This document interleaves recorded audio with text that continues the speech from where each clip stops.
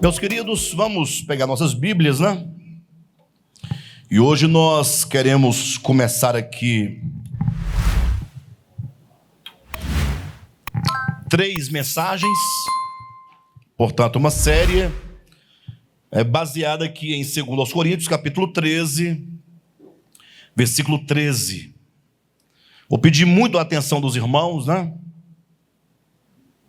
Hoje será a primeira mensagem de uma sequência de 3 mensagens. Logo eu direi para os irmãos a importância dessa trilogia, dessas 3 mensagens.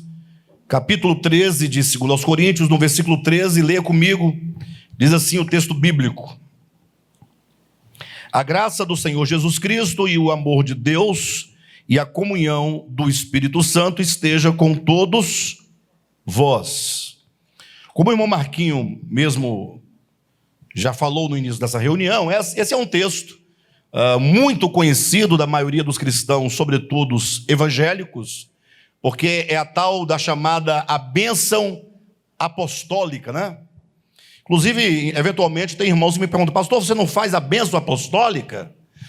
Que seria no final da reunião, após a oração final, o pastor encerra a reunião dizendo que a graça do nosso Senhor Jesus Cristo, que o amor de Deus o Pai e a comunhão do Espírito Santo esteja com todos vocês, e todos os que creem dizem amém.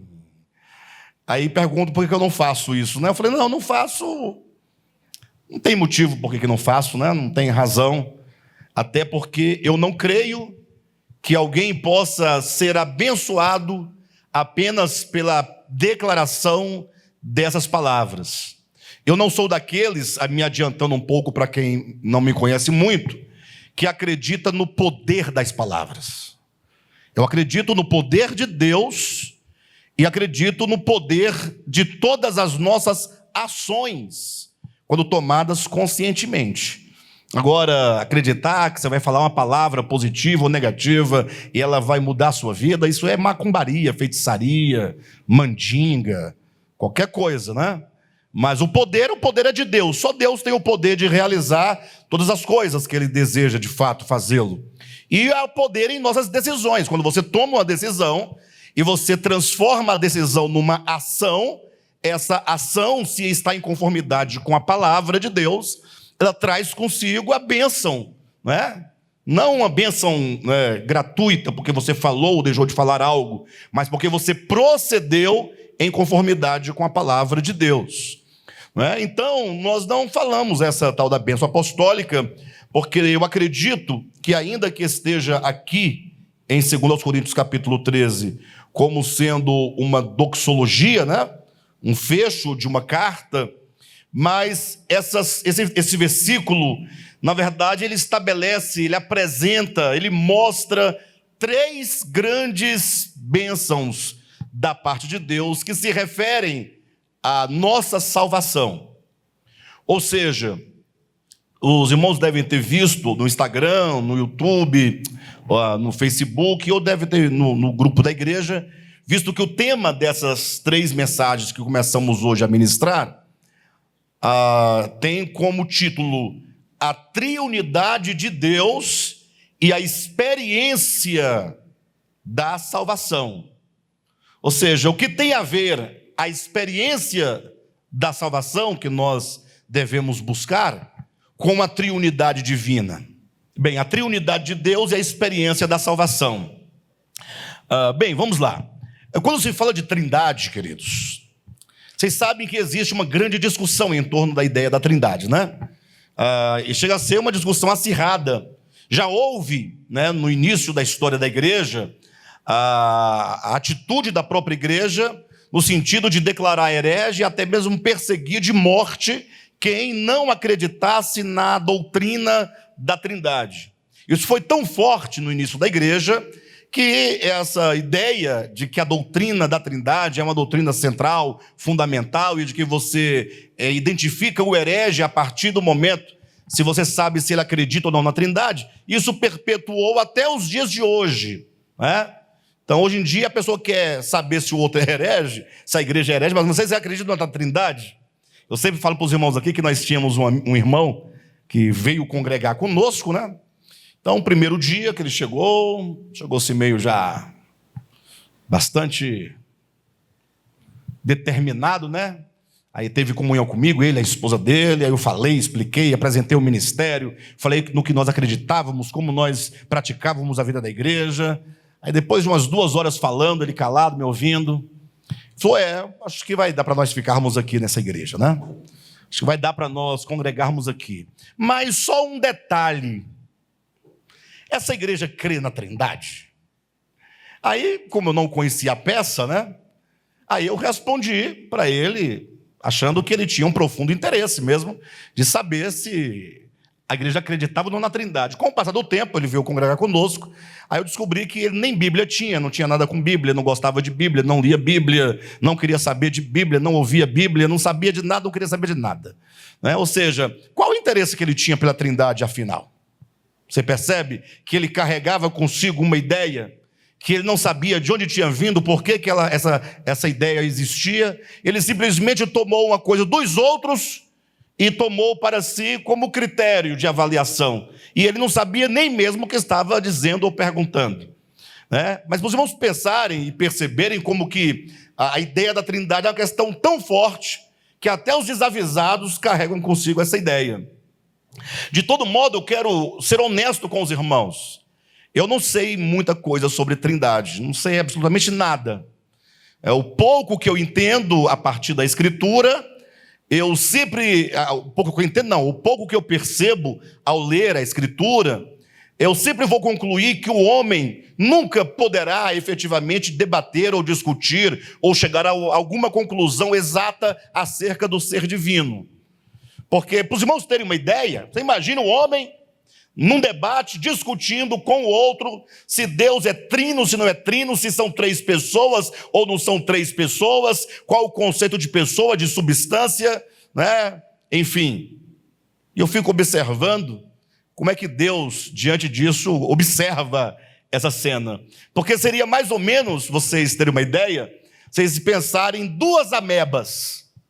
Já ouviram falar em ameba? Ameba é um ser unicelular.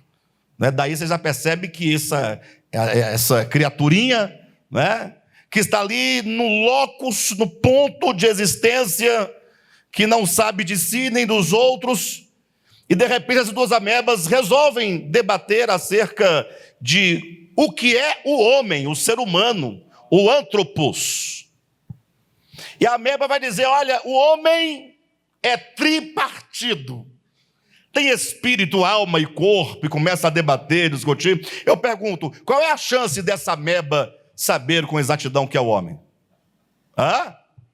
Pois essa chance da ameba é a mesma do homem debatendo sobre o eterno, o altíssimo, o bendito, aquele em quem tudo existe, aquele que transcende a tudo e a todos, o tempo e o espaço. Deus não está para o tempo, não está para o espaço, não está para a história, embora ele se manifeste temporalmente, se manifeste historicamente, é verdade, mas o que nós temos de Deus enquanto revelação é nada absolutamente diante do que ele é. Por isso que a Escritura diz que a vida eterna é esta, que te conheçam a ti, o único Deus verdadeiro, e a Jesus Cristo a quem enviaste. Ou seja, a vida eterna consiste em conhecer a Deus. Então imagine que se você estiver na vida eterna, você terá toda a vida eterna, eternamente, para conhecer a Deus, sem nunca conhecê-lo, sem nunca exauri-lo, porque é impossível que isso aconteça, não é? Bem, de todo modo, quando nós falamos, portanto, do Pai, do Filho e do Espírito Santo, quando esse ministério toca nesse aspecto tão sensível, o que nós procuramos fazer é simplesmente compreender como que esse Deus único, ou o porquê que esse Deus único se manifesta e se apresenta enquanto Pai, Filho e Espírito Santo.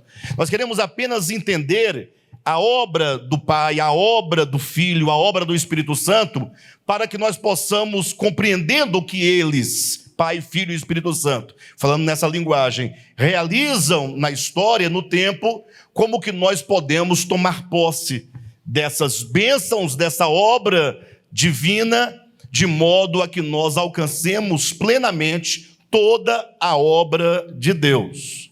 O texto diz: a graça do nosso Senhor Jesus Cristo, o amor do Pai e a comunhão do Espírito Santo. E, portanto, hoje nós vamos falar sobre o amor do Pai. Na semana que vem vamos falar sobre a graça do Senhor Jesus Cristo. E então, na outra semana, ou num terceiro momento, a comunhão do Espírito Santo. Ou seja, o Deus Trino está empenhado na salvação do homem. E essa salvação que você experimenta, ou que você deve experimentar, ela tem uma fonte, ela tem uma origem, que é o amor de Deus, o Pai. Ou seja, é possível que nós, na nossa experiência de salvação, nós tenhamos uma experiência deficiente, por não compreendermos o amor de Deus. Ou seja, todo filho de Deus, todo cristão, toda pessoa que deseja de fato crescer espiritualmente, amadurecer espiritualmente, certamente precisa de buscar essa compreensão mínima, não é, do amor de Deus, compreender quem é o Pai, por que que Ele nos ama, como que Ele nos ama, que amor é este. E então você compreender a graça do Senhor Jesus Cristo, no sentido de que Jesus Cristo é a manifestação, a maior manifestação da graça de Deus. Compreender o que é essa graça divina. E daí então você avançar para o terceiro ponto, que é a obra do Espírito Santo, que é o que vai trabalhar a finalização da obra do Pai e do Filho em você, no que diz respeito à comunhão. Ou seja, a maioria dos crentes, às vezes, começam a ideia da salvação no amor de Deus. E aí passam para a graça. E param exatamente aqui na graça. E aí então, por não discernirem que a consumação dessa obra se dá na comunhão, e entender comunhão de modo profundo, no sentido bíblico da coisa, ou seja, quando alguém é alcançado pelo amor de Deus e pela graça de Jesus Cristo, logo ele estará inserido numa profunda, numa íntima e numa real comunhão com Deus, consigo mesmo, com os homens, com toda a criação. Ou seja, não há salvação plena de Deus sem o amor, sem a graça e sem a comunhão. Não existe, absolutamente. E é disso que nós vamos tratar nessas 3 ministrações. Amém, queridos? Bem, dito isso, vamos lá à ideia que nós precisamos transmitir sobre o amor do Pai. Queridos, existe algo que nós precisamos, em algum momento, parar, pensar, discutir, debater. Isso porque os crentes, na verdade, fogem desse enfrentamento que eu vou apresentar para os irmãos hoje, no início, na primeira parte dessa mensagem. Praticamente os cristãos estão divididos entre cristãos dogmáticos. O que é um cristão dogmático? É aquele que recebeu uma informação, recebeu uma doutrina, recebeu um certo conhecimento, se certo ou errado, não entremos nos méritos. O fato é que ele aprendeu aquilo por meio da pregação do pastor, na escola dominical, leu 2 livros, chegou a essa conclusão, e agora ele tem aquilo por verdade, e ele não mais investiga, ele não mais questiona, ele não quer entender como funciona aquilo em que ele crê. Ele prefere não entrar nos méritos da coisa, para ele não se deparar com uma dificuldade, e de repente ele se sentir frágil e fragilizado diante de uma dificuldade teológica. Então, por medo, o melhor lugar para ele, o lugar seguro, é não ler muito para não confundir a cabeça. Se alguém tentar falar alguma coisa para você, você não ouve, você logo rechaça como endemoniado, como herege, e segue no seu caminho, fecha os olhos e vai embora, não abra nunca seus olhos. Porque se você abrir, você poderá ter dificuldades. Tem um outro grupo, que é o grupo dos sonolentos. São aqueles que não estão sabendo de nada, não entenderam nada, eles estão ali, não querem entender. Quando alguém está conversando, eles ouvem, acham estranha a conversa, mas também não entende muita coisa. O importante é que ele está sentadinho ali na cadeira do local de reuniões da igreja, e para ele aquele lugar é confortável. Ele está no meio das pessoas que vão para o céu. Então, qualquer coisa que acontecer, Jesus voltou, ele morreu, ele vai para o céu.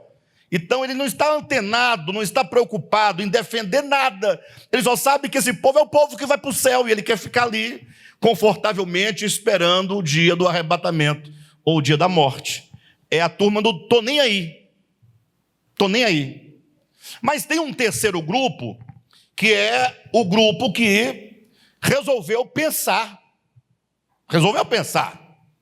Viu que tinha alguma coisa fora do lugar, que tinha umas ideias evangélicas, né, pentecostais, reformadas, católicas, umas doutrinas que não bate bem com a realidade, que são coisas um pouco estranhas, que se você parar para pensar e para analisar, você vai ficar um pouco balançado. E esse terceiro grupo, portanto, decidiu ir a fundo, e aí então, por falta de melhor esclarecimento, por falta de compreensão da própria Escritura, eles agora se tornam agnósticos, se tornam ateus, né? A maioria se torna agnóstico. Agnóstico é aquele indivíduo que fala assim: eu não creio nada mais, mas também não estou fechado, eu estou pronto para acreditar a partir do momento que você me convença. Então, Deus existe? É possível que sim, eu não acredito, mas também não vou dizer que não. Quem sou eu? Dos efeitos, eu não estou acreditando por agora. Essa é a ideia. O agnóstico é o camarada que está ali, é primo do ateu, mas não é primo do crente. Ele está mais para o lado do ateu, um parentesco. Enfim, mas o que importa é que tem esse terceiro grupo. E esse terceiro grupo está crescendo exponencialmente. Há um crescimento cada dia, porque você hoje vive na era da informação. Hoje em dia todo mundo fala, todo mundo tem sua opinião, todo mundo tem sua verdade, todo mundo entra na ágora da cibernética e começa a falar. Hoje em dia tem como é que fala? Esse canal, né, do YouTube, como é canal? Tem canais de despregadores, né? Tem o dos pregadores, e tem uns que saem despregando. E eu, como não tenho medo de nada, não tenho mesmo, eu vou ouvir os agnósticos ateus falarem, para saber qual é a razão da fé dele. Quero entender, por que esse cara está dizendo isso? E aí eu ouço e chego a uma conclusão. Essa pessoa, esse suposto ateu, esse agnóstico, sei lá, ele fala desse modo, por um lado, com razão. Por um lado, com razão. Porque ele está criticando uma visão que é inaceitável. Que, inclusive, a própria Bíblia já não mais aceita essas questões. A própria Bíblia que vai dizer: olha, pessoal, não dá mais para a gente poder ficar ali nas páginas de Moisés. Não dá. A própria Bíblia vai dizer que os escritos de Moisés, a lei, a Torá, o Pentateuco, que são os fundamentos do Antigo Testamento, que é o esteio da Antiga Aliança, ele vai dizer: isso se tornou obsoleto, isso envelheceu, isso desapareceu. É a Bíblia que fala, Hebreus capítulo 8, versículo 13. Não é a conversa da minha cabeça, não, é a Bíblia que está dizendo acerca dela mesma. Bem, de todo modo, eu fico ouvindo que esses ateus agnósticos, num certo sentido, eles estão criticando uma coisa muito coerente, ou estão coerentemente discordando de algo que os crentes não abriram seus olhos ainda, mas, por outro lado, eles se encerram na sua dúvida, na sua incredulidade e no seu desafio à Escritura, como se os cristãos que têm essa visão mosaica estivessem certos. Ou seja, ele pensa, se é isso mesmo que diz a Bíblia, se vocês estão em consonância com ela, então eu só posso ser um ateu. Onde é que está o problema? É que esse ateu, coitado, ele chegou às suas conclusões a partir da história e a partir das pessoas e não a partir da Bíblia. Ou seja, se ele lesse a Bíblia e se ele compreendesse a Bíblia, ele não teria problema com a Bíblia. Vocês entendem o que eu estou dizendo? Ou seja, o conflito desses ateus da internet é um conflito com o cristianismo e não com a Escritura, que ela própria vai se adequando, se modificando, vai eliminando e vai estabelecendo na medida em que ela própria foi sendo desenvolvida. Bem, mas de todo modo, por que eu estou trazendo isso para falar sobre o amor de Deus? Porque nós temos aí, a Escritura tem 66 livros, 39 são do Antigo Testamento. E somente 27 do Novo Testamento, fazendo uma divisão grosseira. Porque se você bem atentar, a divisão Antigo e Novo Testamento, ela é grosseira porque a Bíblia tem mais do que Antigo e Novo Testamento. A Bíblia tem partes que foram escritas antes de nenhum testamento, tem partes escritas a partir do Antigo Testamento. Para os irmãos terem uma ideia, Mateus, Marcos e Lucas não é nem Antigo Testamento e nem é Novo Testamento. É um período histórico de transição entre os dois testamentos. Por isso que os irmãos vão ver um conflito muito grande em que a antiga aliança prevalece, mas Jesus já chega lançando luz e modificando algumas coisas que só teriam a validade judicial na cruz, porque é na cruz que Jesus estabelece o Novo Testamento. Então, o Novo Testamento, para valer, é a partir da morte e ressurreição de Jesus. Para trás, ou é antigo, ou é um período de transição. Perfeito? Só para os irmãos terem assim uma ideia.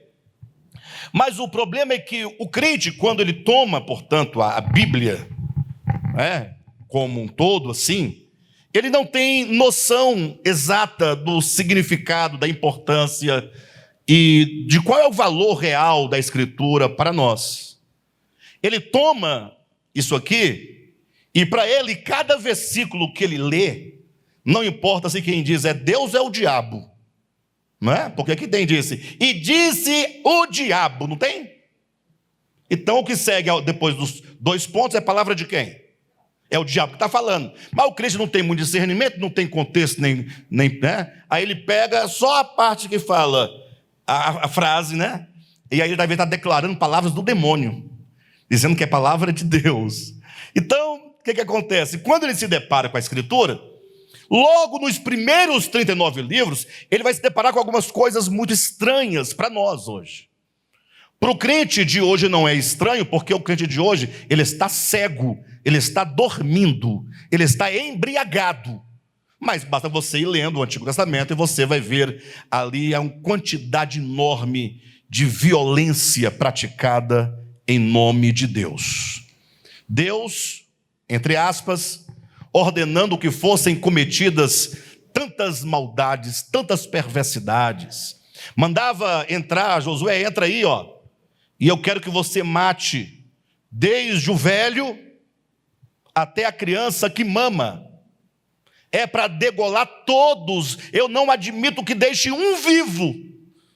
Inclusive os carneiros, as ovelhas, mata também tudo. E alguém caiu na besteira e perguntou, e os cavalos?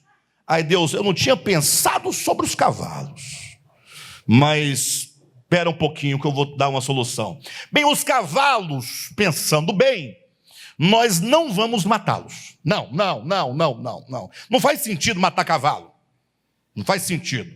Vamos fazer o que com os cavalos então? Você corta só os tendões das pernas dele, dos cavalos, que aí ele não tem como andar, ele cai, fica vivo, porém inutilizado. Ele vai morrer ali. Deixa ele morrer a míngua, não tem problema. Mas não mata o cavalo, apenas corta os tendões. Quem está me entendendo? O crente lê isso, ele não vê, ele não enxerga. Alguém atento lê, aí ele começa a perguntar assim, Poxa, mas tudo bem que Deus é santo, que Deus é justo, não é? É verdade que o problema, essas pessoas que Deus mandou matar são pessoas extremamente más, pecaminosas, perversas, tudo bem, mas nós podemos ver nisso o amor de Deus? É uma pergunta. Eu sei que 99% dos crentes vão dizer, lógico que nós vemos aqui o amor de Deus, óbvio que nós vemos o amor de Deus.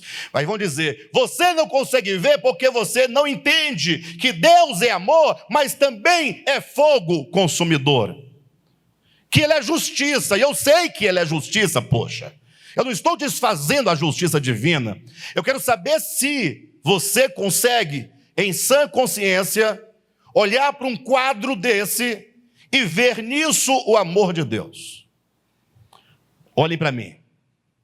Imagine só. Cadmo, eu amo você de um modo extraordinário.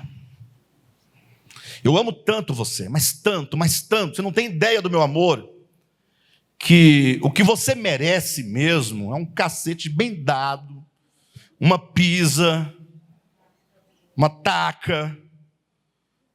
Você é um desgraçado, você sabe. Mas como eu te amo muito, eu vou fazer o seguinte, eu quero perdoar você, entendeu? Eu vou morrer no seu lugar, se for o caso, eu morro, não tem problema. Mas tem uma condição, né, pessoal? Tem uma condição. Você terá que me amar. Tá ok? De me aceitar e de me seguir. Porque olha lá, se depois de todo o meu amor e de eu ter morrido por você, você ainda assim continuar nessa vagabundagem sua, aí o negócio vai ficar ruim para o seu lado, porque aí, ainda que eu continue te amando, eu vou fazer um tacho de fogo e vou colocar a sua alma, que é imortal, dentro desse tacho de fogo, com mais uns 15 demônios, e você vai ficar sendo atormentado nessas chamas, não somente por 100 anos, que foi o tempo de vida que você teve para pecar, mas por todos os séculos dos séculos, e dia e noite, e nunca terá fim. E daqui a tantos trilhões de anos, tua alma estará lá dizendo, ai, ai, tem misericórdia de mim? E eu direi, não, eu te amo, mas não dá. Isso vocês chamam de amor? Você tem coragem? Pastor, você está blasfemando. Para. Não estou falando do Deus verdadeiro. Eu estou falando do Deus que o cristianismo criou, pintado a pincel, a sua própria imagem e a sua própria semelhança. É um Deus inventado. Pastor, mas está na Bíblia. Eu sei, poxa, que está na Bíblia. Mas entenda definitivamente uma coisa. Quando Jesus diz assim, olha, ei, olha aqui. Vocês ouviram o que foi dito aos antigos? A que ele está fazendo referência? Não é ao Antigo Testamento? Ouvistes o que foi dito aos antigos? Olho por olho, dente por dente? Sim ou não? Não foi dito, amarás o teu amigo, o teu próximo, e odiarás o teu inimigo? Foi dito. Jesus está citando o quê? A Escritura. Aí ele diz assim, olhem para mim, eu, porém, vos digo. Esse porém, para quem não sabe, eu direi algo contrário ao que foi dito. Jesus não está ou não relativizando o que está escrito? Ei, não está relativizando? Ele disse, olha, só foi bom até agora, porque agora vai mudar. Ou seja, aquilo que não era, que se tornou e que deixou de ser, não pode ser a palavra de Deus. Deus, ele não muda. Deus é o mesmo ontem, é o mesmo hoje e será eternamente. O que foi dito aos antigos, na verdade, foi ali, de acordo com o tempo em que eles viveram, foi o que era necessário para que eles pudessem minimamente viver melhor e caminhar em direção à verdade, que é o próprio Jesus Cristo. Já li para os irmãos aqui várias vezes, mas vou repetir para que ninguém tenha dúvida. O que está em João Evangelho, capítulo 1, versículos 17 e 18. Porque no 17, né? No 17 diz: a lei foi dada. Quem não sabe o que é lei? A lei é a Torá. É Gênesis, Êxodo, Levítico, Números, Deuteronômio, que é o fundamento de todo o Antigo Testamento. E aí diz: a lei foi dada por intermédio de Moisés. Agora, a graça e a verdade, se liga aí, ó. A graça e a verdade vieram por intermédio de quem? De Jesus Cristo. Muito me admiro dos cristãos não entender um versículo tão simples desse. Observa, Vera, a lei foi dada por intermédio de Moisés. Parabéns para Moisés. Muito bom, Moisés. Bacana demais. Agora, a graça e a verdade, repita comigo a verdade, vieram por intermédio de Jesus Cristo. Quem entendeu isso? Pastor, eu entendi, mas não sei discernir. A graça veio por Jesus, a lei veio por Moisés. Se Jesus veio 2 anos depois, 1.500 anos depois de Moisés, então a verdade não estava lá. Sim ou não, pessoal? Se a verdade veio por meio de Cristo, e antes de Cristo o que tínhamos? Nós tínhamos sombras e figuras. Sombras e figuras. Por isso que o texto de João, capítulo 1, segue dizendo: ninguém jamais viu a Deus, mas o Deus que está no seio do Pai foi quem o revelou. Quem foi que revelou o Pai? Quem foi que revelou o Pai? Foi Moisés? Moisés não revelou o Pai. Quem revelou? Foi Jesus. Jesus é quem revela o Pai. É quem mostra o Pai. E, portanto, para você saber quem é o Pai, você terá que ir a Jesus Cristo. E aí nós vamos começar a mensagem dessa noite lendo 1 João capítulo 5. Abra a sua Bíblia. Isso mesmo que você ouviu. Para começar a mensagem dessa noite, vamos ler 1 João capítulo 5, versículo 20.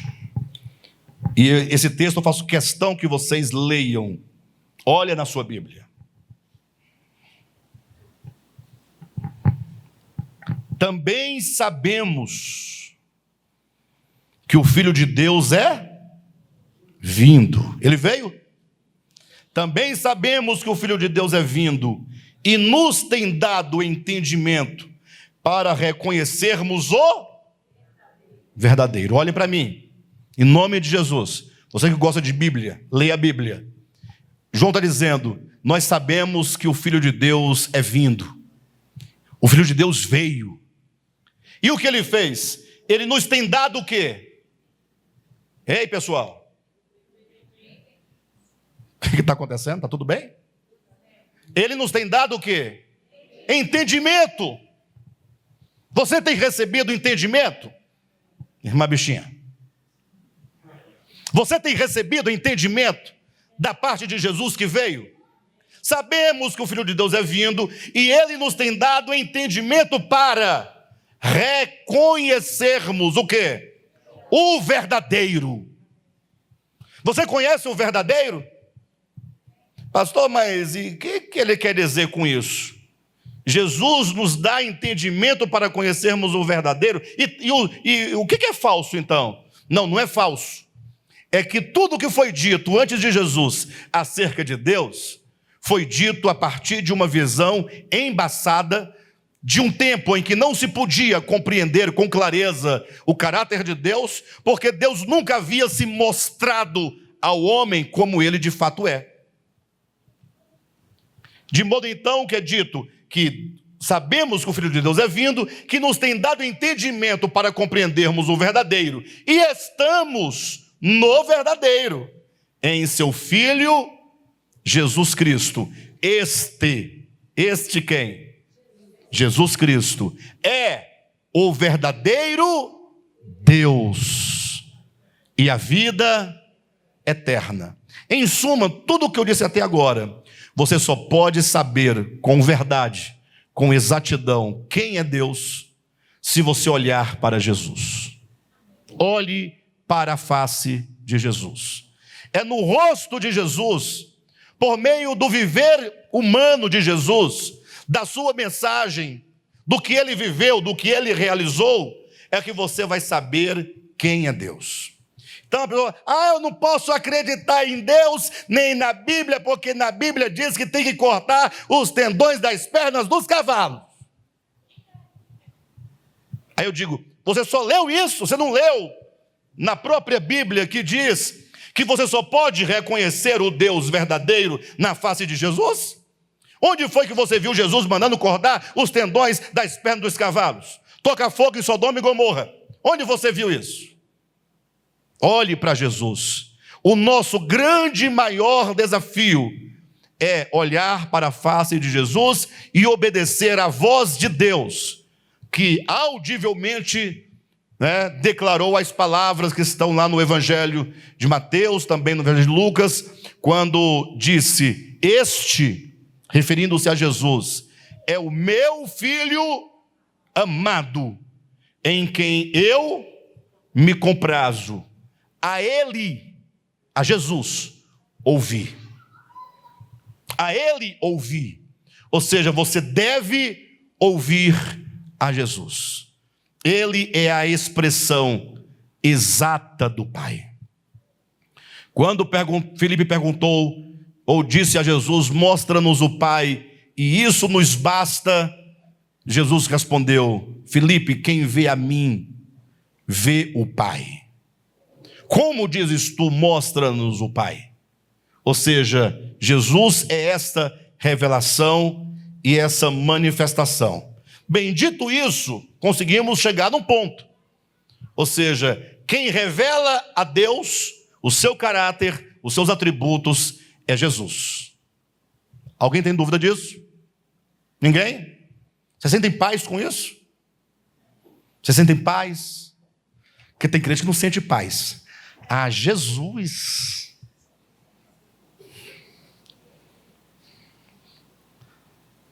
Não, tudo bem, né? Jesus é bom, é bacana, né? Mas e o texto lá de Êxodo?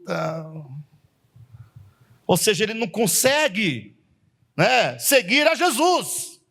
Este não pode dizer que é discípulo de Jesus.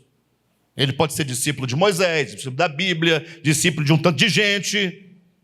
Mas quem tem paz está assim, puxa, que maravilha, Jesus. Olha como as coisas ficam mais simples. Olhe para Jesus e Jesus te falará com exatidão quem é o Pai.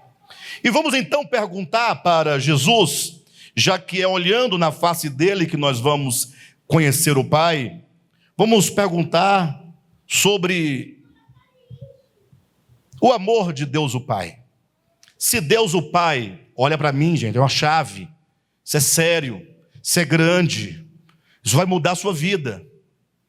Vamos perguntar para Jesus. Jesus, nos fala então sobre o amor do Pai.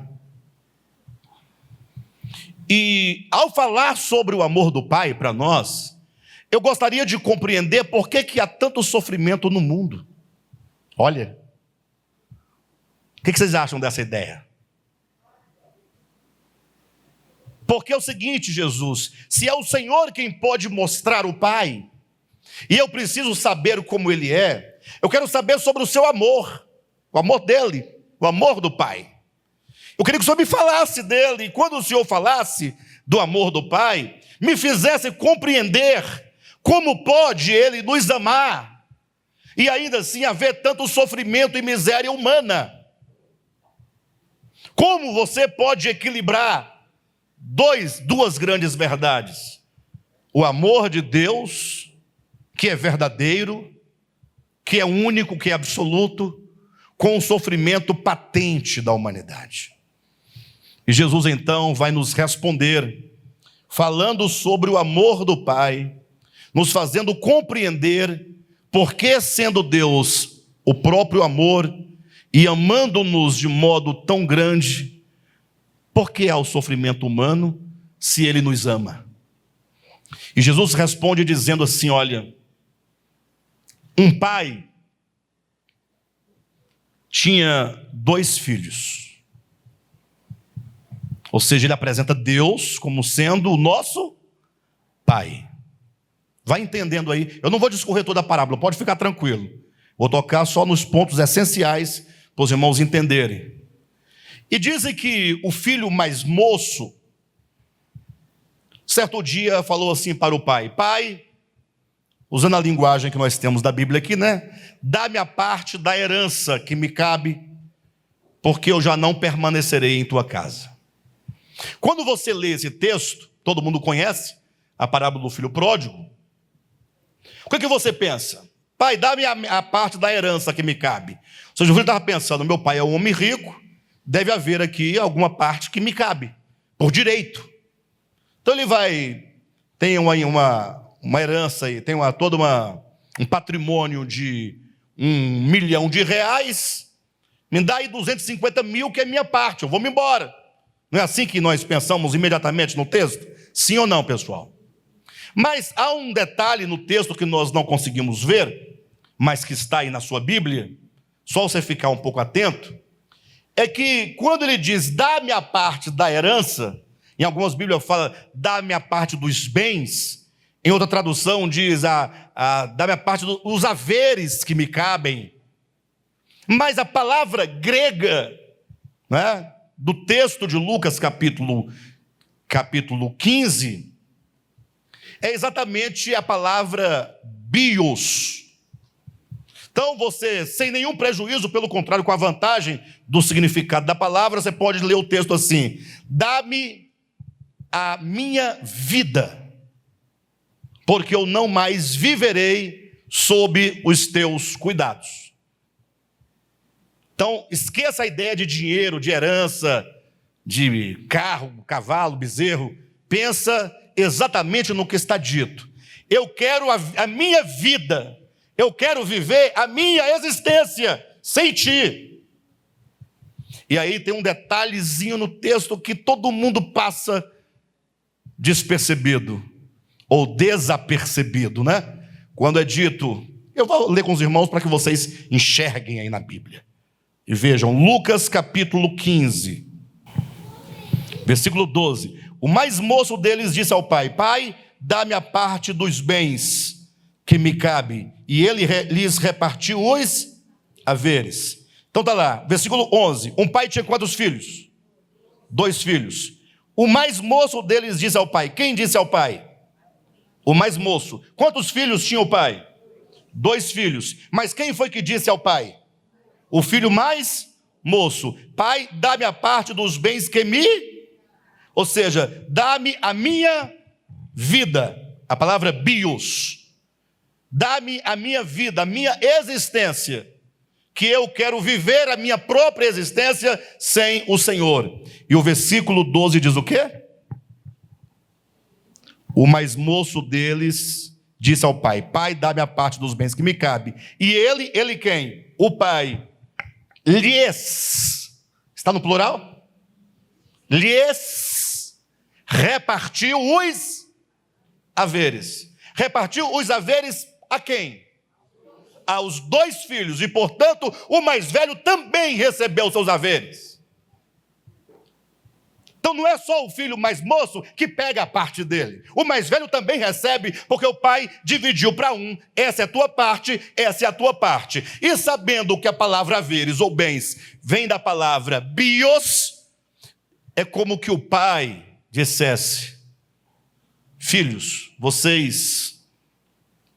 eu entrego para vocês a vida de vocês, no sentido de que vocês têm a liberdade para viver sobre a terra, para fazer uso da sua existência conforme a decisão que vocês tiverem no coração.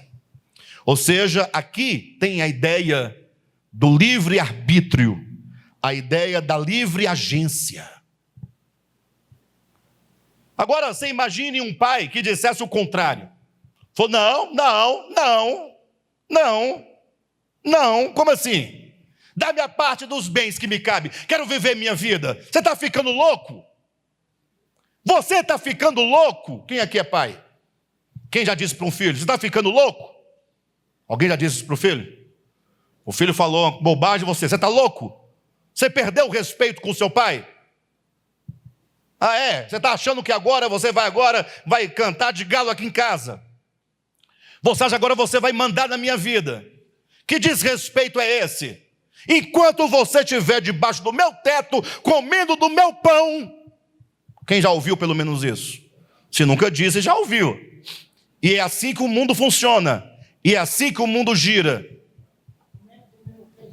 Comendo do meu feijão, apanha do meu cinturão. Aí, o pai diz que fala isso em nome de quê? Em nome do amor. Mas quando Deus te criou, preste atenção, em nome de Jesus. Quando Deus te criou, Ele não criou um ser autômato. Ele não criou uma marionete. E uma coisa que você não sabe, mas vai saber hoje à noite. Deus não te criou um cachorro. Deus não te criou um gato, um saci. Deus te fez homem, imagem e semelhança dele. Fazer Deus o homem à sua imagem e semelhança implica, dentre outros aspectos, dizer que ele te deu uma faculdade chamada livre agência, livre arbítrio. É como que Deus falasse assim: olha, eu conheço tanto o meu amor e a força atrativa do meu amor e o poder do meu amor, que eu sou capaz de criar um ser livre, completamente livre, para decidir me amar ou não me amar. Você faria isso? Olha para mim. Você faria isso? Olha como nós somos problemáticos. Eu sempre falo isso e tem gente que discorda de mim, que eu vejo nos comentários depois no chat, né? Mas não tem, pode discordar, não tem problema não. O casal, né? Tem lá, nós queremos ter um filho. Eu falo, para quê? Um filho, para que você quer um filho? Porque o filho, você quer ter um filho porque você quer ter. A ênfase está em você, não na criatura. Porque essa criatura vai levar uma carga nas costas eternamente, que o pai vai jogar na cara dele. Que o filho não realizou os sonhos do pai, que o filho não fez a vontade do pai, que o filho... Aí eu pergunto, se você que quer ter um filho, soubesse antes de gerar o filho, que o filho que fosse gerado iria nascer, ele viesse para ser o seu maior inimigo e adversário, você ainda assim traria o filho ao mundo? É lógico que não. Você quer um filho que, pelo menos no dia dos pais, vai lá levar uma gravata para você ou um lenço. O pai nunca usou gravata, o filho leva gravata para o pai usar. O filho sabe que o pai não usa gravata, ele leva. Leva um lenço, uma meia. São os filhos que nós temos. Vocês percebem que nós, pais, quando se trata dos filhos, nós temos as nossas exigências. Nós queremos filhos desde quê? Desde quê? Quem está me ouvindo? Queremos filhos desde quê? Deus, quando nos criou, Ele já sabia de tudo.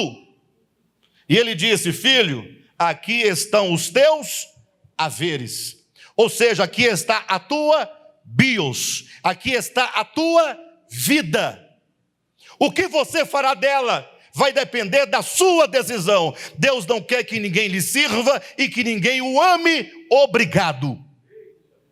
Deus quer que você o ame pelo conhecimento e o reconhecimento que Ele é um Pai amoroso. Ele quer que você fale, como disse Paulo em 2 Coríntios capítulo 5, versículo 14, o amor de Cristo nos constrange. O amor de Cristo é constrangedor. Já imaginou um tanto de gente adorando a Deus com falsidade? Tipo um funcionário que não está satisfeito com a empresa, nem com o patrão, nem com o diretor. Ele está lá numa reunião, que ele tem que estar lá na reunião, ganha 30 mil por mês, ele não pode sair, não é assim. Abrir mão de 30 mil não é brincadeira. Então ele não pode sair, mas também não gosta do patrão. E ele tem que tratar bem o patrão, porque senão ele é mandado embora. E ele fica lá levando um cafezinho, e na mente dá aquele sorrisinho, e na mente ele fala: filho de Raabe, toma teu café. A vontade que eu tenho é de meter a mão na sua cara, seu fariseu, seu cego cego Bartimeu. São os xingamentos dos crentes, né? Mas já imaginou alguém adorando a Deus com medo? Se você não adorá-lo, ele vai te jogar no inferno.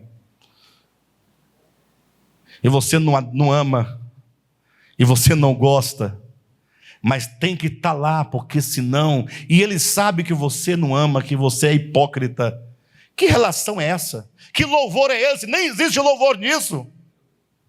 Então, quando o filho disse: eu quero a parte da minha existência, o meu viver, para eu poder viver a minha própria vida sem ti, observa no texto que o pai nada disse para convencer o filho do contrário. Diz que ele disse: vai. Por que Deus diz vai? Porque é preciso. Sair é necessário. Sair é necessário. Sair de casa é necessário. Não tem outro meio. Só abrindo um parêntese aqui. Uma vez uma irmã daqui chegou: pastor, preciso de uma palavra com o senhor. Falei: pois não. Olha, eu estava aqui pensando, estou achando que eu vou procurar uma outra igreja para congregar. Falei: muito bem. Você tem ideia de qual igreja você quer ir? Não sei, uma igreja pentecostal, assim, batismo no Espírito Santo, fogo, aquela coisa, né? Tal. Eu falei: olha, você deve ir mesmo. Eu concordo com você perfeitamente. Inclusive, posso indicar algumas. A depender do que você está procurando, eu posso indicar. Se você quiser uma mais voltada para a santidade, né? Você pode ir para Deus é Amor. Uma boa igreja, tem milagre, né? Cura. Lá você não vai poder cortar o cabelo, vai andar assim, né? Obrigado a dar o dízimo, jejuar. Lá, o negócio lá funciona, lá é bom. Agora, se você quiser uma coisa mais leve, não tanto assim, você pode ir para uma Assembleia de Deus não Madureira. Não Madureira. E se for Madureira, que seja a sede. Porque na sede as coisas andam mais suavemente, porque tem mulher de desembargador, né, pessoal? E pastor não vai falar para a mulher do desembargador não tirar a sobrancelha, que a mulher do desembargador não vai andar com a sobrancelha da monga. Não vai. Você sabe que não vai. E quem é o pastor macho que vai dizer para a mulher do desembargador? Não vai, porque...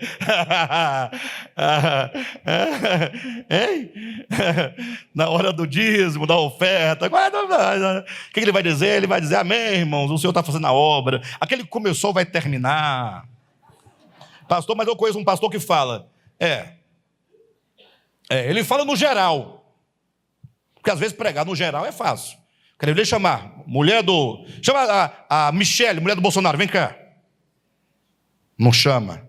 Depende, se o pastor for petista, chama e expulsa. Né? Sai daqui!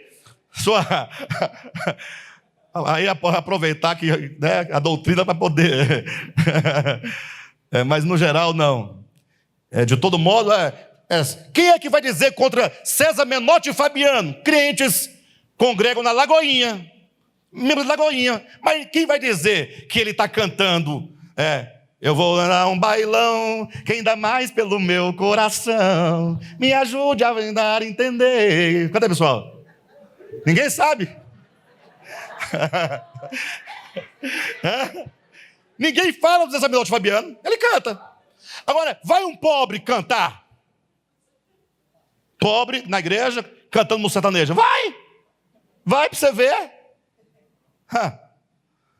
Ele canta também que Não era eu, não era eu. Confundiram meu sapato, minha roupa e o meu carro. E no final não é. Porque pegaram ele fazendo coisa errada. Aí falou, mas era você não estava com o sapato tal. Confundiram meu sapato, confundiram minha roupa. Até a música é meio assim, atravessada, né? Mas é crente, membro. Vocês entendem ou não? Bem, aí eu disse para a pessoa, você deve ir mesmo. Aí a pessoa achou estranho, porque ela queria que eu falasse, não, minha irmã, você não pode ir, poxa, você tem que... Não, você deve. Eu acredito que você deve mesmo ir. E faça isso hoje. Ela, pastor, mas... Eu falei, mas o quê? Eu falei, você precisa. Por que eu preciso? Eu disse, porque você tem que conhecer. Você não conhece, você se converteu aqui dentro. Aqui dentro. Então, você não sabe o que é um pastor. Você não sabe. Você conhece o Alexandre, mas tem que conhecer os pastores, as profetisas, os missionários, todos eles. O funcionamento da coisa. Quando começarem a arrancar o teu couro, né? Quando começarem a debater e discutir e tomar o carro que te deram e jogar você para lá e para cá, aí você vai se lembrar da casa do pai. A casa do meu pai tinha pão com fartura, você precisa ir. Ou seja, quando Deus, voltando ao ponto, olhem para mim, quando Deus diz, o pai no caso da parábola, né? Ele entrega os haveres, é como que ele dissesse, está aqui. Essa é a liberdade que eu dou a vocês, porque eu os criei para serem livres. O filho estava com toda perturbação na cabeça acerca do pai. O filho não aguentava olhar para a cara do pai, tinha ojeriza do pai. E o filho precisava, era necessário ele usufruir, gastar sua juventude, até ele chegar numa condição de miséria. O pai nunca quis essa condição para o seu filho, mas a decisão do filho certamente o levou a refletir sobre o pai. Isso é Deus, é Jesus nos ensinando sobre o pai. Então, quando aquele jovem estava lá naquelas misérias, e o problema da interpretação dessa parábola do filho pródigo é que os pastores só pregam para trazer o desviado de volta para a igreja. E não é esse o contexto, ainda que pode ser aplicado, mas o que ele está dizendo é, quando aquele jovem estava lá na miséria, olhem para mim, meio-dia não tinha comida, 2 horas chegava a comida dos porcos, e ele queria comer, e o patrão não deixava, que ele estava em escravidão, em fome, em miséria, em dores, em angústias. Eu pergunto, por que aquele jovem estava lá? Porque o pai era mau? O pai do jovem era mau? O pai do jovem não amava. O pai do jovem amava. Agora, não desse o pai do jovem a liberdade, a vida, e o acusar o pai do jovem de quê? Olha aí, controlador, não é? É um déspota. Agora, o pai deixa aí, o amor sempre deixa o outro livre. Não é, amor que aprisiona não é amor. O amor que ameaça não é amor. Quando aquele jovem estava na profunda miséria, o pai estava à beira do portão, olhando a estrada por onde o filho tinha ido, como quem pensasse, o meu filho vai voltar. E quando ele voltar, ele saberá exatamente quem é o pai. E aí então ele poderá amar o pai e servir o pai, fazendo uso da sua própria decisão e liberdade. Porque o filho que não sai, ele nunca vai saber por que ele está ali. Quem nunca saiu, nunca caiu, nunca sofreu, não sabe o valor que é a casa do pai. De modo então que aquele jovem no sofrimento, ele representa todos os homens que estão em completa decadência, sofrendo todas as misérias do mau uso que eles fizeram da sua liberdade. Deus nos ama, Deus nos dá liberdade, e fazemos mau uso da liberdade, e, portanto, nós trazemos sobre nós todas as consequências dos nossos próprios atos e das nossas próprias decisões. Quando então aquele filho estava em profunda miséria, e aqui é onde começa a experiência de salvação. Diz a Escritura que aquele jovem caiu em si. Esse cair em si quer dizer ele teve um despertamento. Numa linguagem bíblica, ele teve uma iluminação. Como que o Espírito Santo fizesse brilhar uma luz dentro do entendimento dele, e ele falava assim: puxa vida, o que está acontecendo comigo? Por que eu sofro tanto? O sofrimento da humanidade, por que ela sofre tanto? Onde está a causa do sofrimento da humanidade? Está no seu afastamento do Criador. Mas quando então essa humanidade, quando então o homem se desperta, e ele diz: puxa, eu tenho um pai, e na casa do meu pai tem pão com fartura, e eu aqui morro de fome.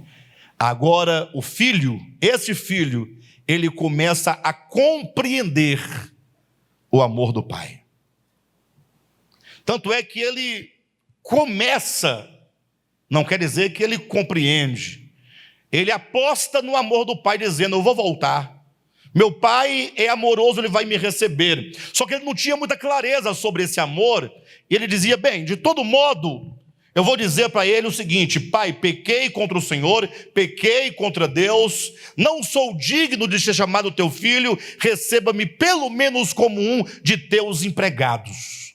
Então ele apostava: com esse discurso é capaz que ele me aceite. Sim ou não? Capaz que ele aceite. Tudo bem, o senhor não pode aceitar como filho, é um direito seu, mas se me receber como empregado está de bom tamanho. E ele vai voltando e ensaiando o discurso, dizendo na mente, para não errar, as palavras que ele deveria dizer para o seu pai.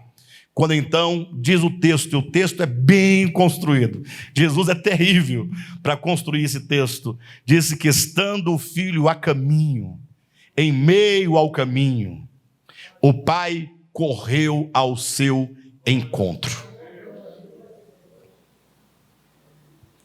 Fala a verdade, você é pai, não é? Você faria isso? Alguns fariam, talvez. Com ressalvas. Porque eu não sou otário. Com ressalvas. Porque eu não sou palhaço. Não é assim? O pai correu ao encontro. E quando o filho foi dizendo as palavras que ele tanto ensaiara: pai, pequei, o pai abraçou e beijou. Não dá tempo nem de falar. O pai não quer ouvir essas suas palavras ensaiadas. Não tem mais. O meu filho voltou. Essa é a ideia. Essa é a ideia. Entenda definitivamente que o amor de Deus, ele é incondicional. O pai correu ao encontro, abraçou o filho, beijou o filho. E aí quando o filho falou: pai, mas é porque eu... Aí falou: não, traga sandálias nos pés aqui para o menino. Aí estava colocando sandália. Aí, não, pois é, porque eu ia falar que eu pequei. Troca a roupa do menino. Aí quando achava que estava tudo certo, aí o filho deve ter, de repente, pensado: então eu vou mudar o discurso. De repente eu poderia dizer: pai, é o seguinte, eu vou trabalhar para o senhor, eu vou devolver o dinheiro. Não é? A ideia de haveres de bens da parábola, o texto é parabólico. Cuidado para não pensar que há contradição. Quando ele pensa: eu vou, de alguma maneira eu vou ressarcir, eu vou resolver o problema. Aí o pai pega o seu anel, tira do dedo e coloca no dedo do filho. Sabe o que significa isso? Sabe o que significa? Esse anel é o anel da autoridade. Tudo o que eu tenho é seu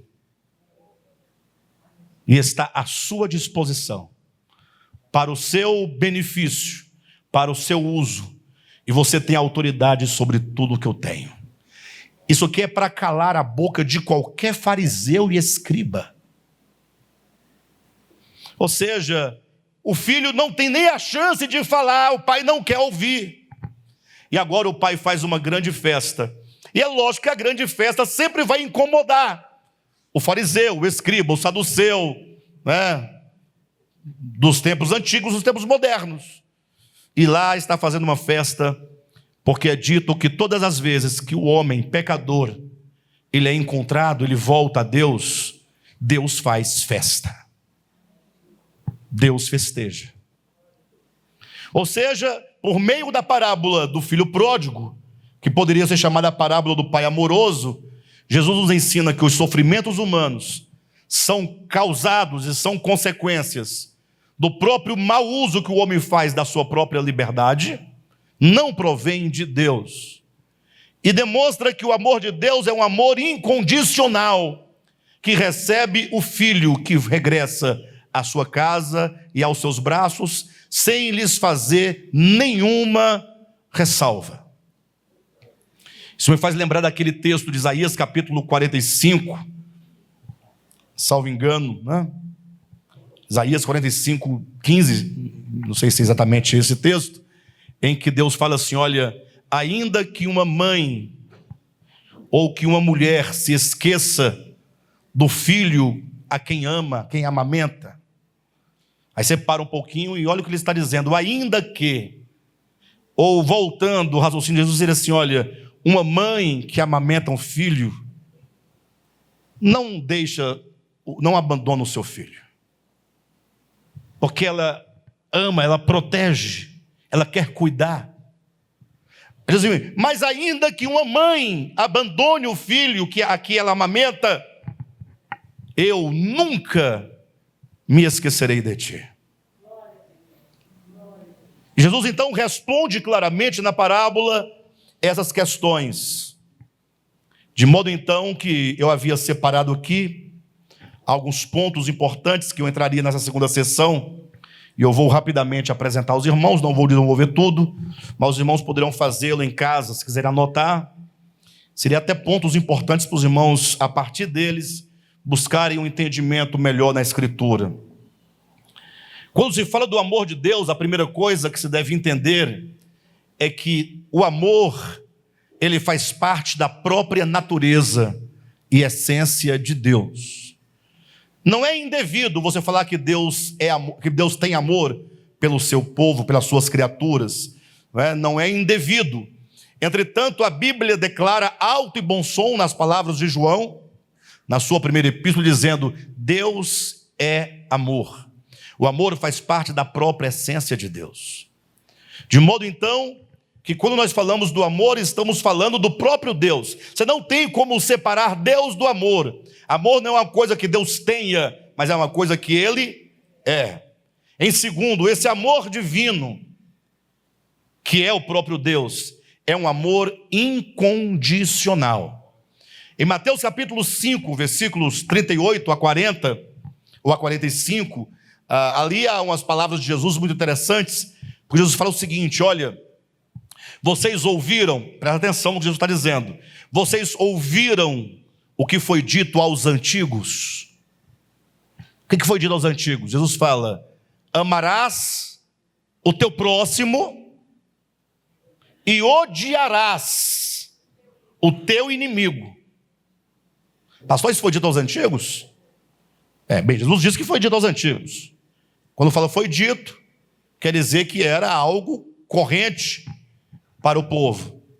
Aí você fala assim, mas na Bíblia eu não encontro esse versículo. Basta você ler todo o Antigo Testamento.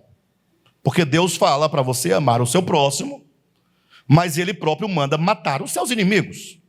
Não é assim que está lá no registro? Ou Ele não manda matar os inimigos? Hein? Manda ou não manda? Ei, pessoal, medo de pecar, né? Pecar. Mas está lá, Ele manda, ou seja, pelo menos na visão mosaica. Então Jesus fala assim: vocês ouviram dizer isso acerca de Deus, que Ele manda você amar o seu próximo, mas manda você odiar o seu inimigo? É verdade, está tudo lá escrito. Jesus fala assim: eu, porém, olhem para mim, eu, porém, eu vos digo que vocês devem amar os seus inimigos. Vocês devem orar pelos seus inimigos. Vocês devem abençoar os seus inimigos. Em outro lugar ele diz mais: porque se você ama somente aquele que te ama, qual é o valor desse amor que você tem por alguém que te ama? Porque o amor ganha o seu valor e ele é demonstrado claramente quando se ama o inimigo. Aí Jesus fala, para poder concluir o pensamento, de modo então que nós devemos amar os nossos inimigos. Ele diz: para quê? Para quê? Está escrito aí? Para quê? Para que vos torneis filhos de Deus. Tem coisas, irmãos, que nós temos que parar e refletir para entender. Para que você se torne filho de Deus, você deve amar os seus inimigos. Se parasse o texto bem aqui, confesso, não dava para entender. Mas se você continuar lendo, o texto diz o quê? Por quê? Ou seja, qual é a explicação? Por que quando alguém ama os seus inimigos, torna-se filho de Deus? Aí ele explica: porque Deus, o Pai, Ele ama a todos, indistintamente. Ele ama o mal e o bom, o justo e o injusto. A prova é que Ele não trata com diferença um e outro. Ele dá a chuva e o sol a maus e bons, a justos e injustos. Ora, se o Pai Celestial ama indistintamente, é certo que o Filho, se é filho, ele traz as mesmas características do Pai. Então você que diz que é filho do Pai Celeste, mas faz diferença entre bons e maus, justos e injustos, você é filho mesmo do diabo, e não de Deus. Porque Deus, o Pai Celestial, Ele dá o pão, ou melhor, o sol e a chuva, para todos, como prova do seu amor. Ou seja, o amor de Deus é incondicional. Qualquer condição que você colocar, você macula o amor de Deus. Vimos que o amor é a própria natureza do Pai, o amor do Pai é incondicional. João 3,16 mostra que o amor de Deus se manifesta não somente em palavras, mas no ato doador do seu Filho. Deus amou o mundo de tal maneira que deu seu Filho. Ou seja, é um amor de ação e não meramente um amor de palavras. Em Romanos capítulo 5, versículo 8, diz que a grande prova do amor de Deus é que Ele nos amou quando nós éramos o quê? Inimigos. Ou seja, não é aquele amor que diz assim: olha, eu amo você se você não me amar, não tem como. Não, Ele já nos amava, sendo nós inimigos. E agora eu quero convidar os irmãos para ler comigo, para nós encerrarmos essa mensagem, lendo Romanos 8:38. Abra sua Bíblia e veja que declaração maravilhosa sobre o amor do Pai. Capítulo 8 de Romanos, versículo 38. Vamos ler o 37, 38 e 39. Diz assim: em todas estas coisas, porém, somos mais que vencedores por meio daquele que nos amou, porque eu estou bem certo. E eu quero saber de você, olhe para mim, você tem essa certeza? Não é jargão evangélico, não. Eu quero que você pense. Paulo diz: eu estou bem certo. Você tem essa certeza de que nem a morte? É interessante que começa logo com o maior inimigo, né? Qual é o maior problema do homem? O maior inimigo do homem? Nem a morte. E aí saem os crentes dizendo um tanto de bobagem, dizendo que vai acontecer isso e aquilo com você, porque você tomou um copo de Coca-Cola, porque você... Ou seja, essas pessoas não entendem o amor de Deus. Porque eu estou bem certo de que nem a morte, nem a vida, nem os anjos, nem os principados, nem as coisas do presente, nem do porvir, nem os poderes, nem a altura, nem a profundidade, nem qualquer outra criatura poderá separar-nos do amor de Deus que está em Cristo Jesus, nosso Senhor. Que essas palavras ganhem o seu coração, que você conheça o amor de Deus na face de Jesus Cristo, e que essa certeza do amor de Deus, o poder do amor de Deus, a infalibilidade do amor de Deus possa trazer ao seu coração paz, conforto e segurança. Confie nele. Ele é o nosso Pai amoroso e Ele nunca nos decepciona. Amém? Glória a Deus.